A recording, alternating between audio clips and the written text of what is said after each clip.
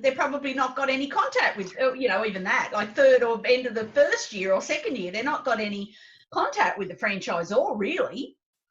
Oh, no, by, 3 months, I would say. Yeah. After their launch date, the relationship's breaking down, and because they've realised they don't need them anymore. They don't need them, and they're on their own, basically, other than paying exorbitant markups on product and also having to do, as we saw with place, all of that, they have to work within their guidelines, whether it's good for them or not. Fitting out shops every 12 months, all of that sort of stuff. It's just, refits and no. Yeah, and what happens is as soon as they fail, then they just remarket that franchise opportunity, get in a new sucker who comes along, pays another 200, 300, 500 grand. So it's actually in the franchisee's best interest that their franchisees fail sometimes. Yeah, that's true. I had that conversation just the other day with their model's a little bit different now than what it did used to be after the Royal Commission, but it's people think they've got support by buying a franchise, but it's actually the complete opposite. No, it's really, they've got a stranglehold on you. Best described as a commercial marriage.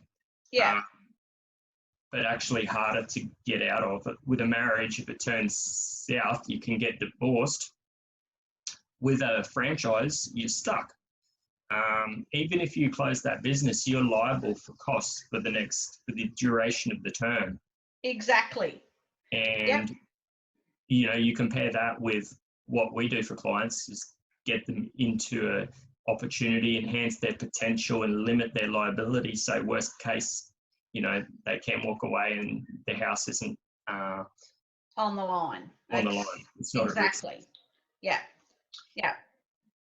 It's exactly what happened to my very good girlfriend about 10 years ago when I advised her not to buy a Gloria franchise in Ballarat, and she was paying costs probably 4 or 5 years after they sold it for way less than they bought it for, and legals and costs, and it was just such a terrible time for them. It's very sad, isn't it? Yeah, but she's bounced back now, but at that time, their marriage broke down, and it was just because of it all, and they were paying for years after for that, and Jeans On sold that pretty much as soon as they closed the doors on it, and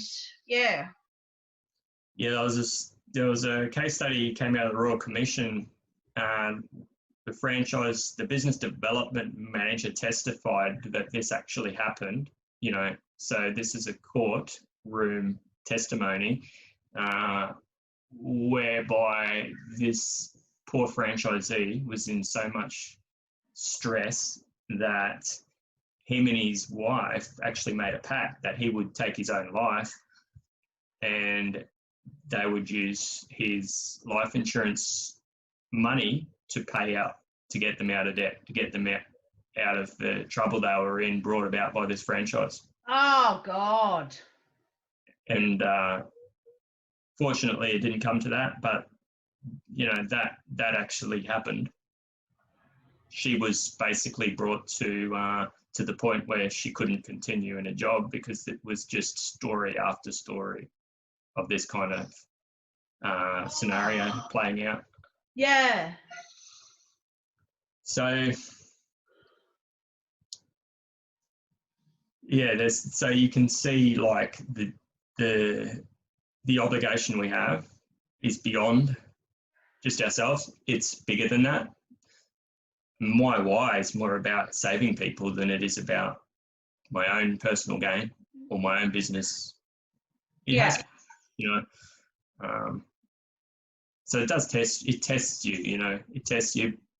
I come up with this long time ago, but the test for me of whether a decision is right for a client is, would I put my money there?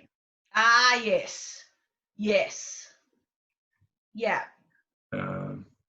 So whether it's going through the pre-start kickstart workshop and getting, that leverage people need, or whether it's getting that post-launch support and one-on-one, help from you for people to establish themselves and their business and to boost their sales. There's going to be a cost for that, but it's an investment, really.